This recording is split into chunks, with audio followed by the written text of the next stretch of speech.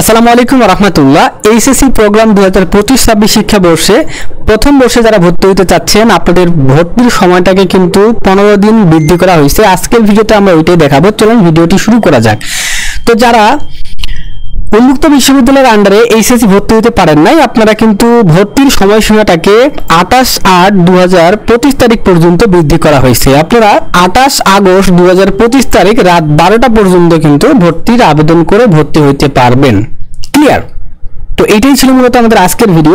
আর একটা বিষয়, সেটা হচ্ছে আপনারা যদি আমাদের মাধ্যমে আবেদন করে নিতে চান, পেমেন্ট করে নিতে চান, সাবজেক্ট চয়েস করে নিতে চান, মানে A to Z হেল্প আমরা আপনাকে করব।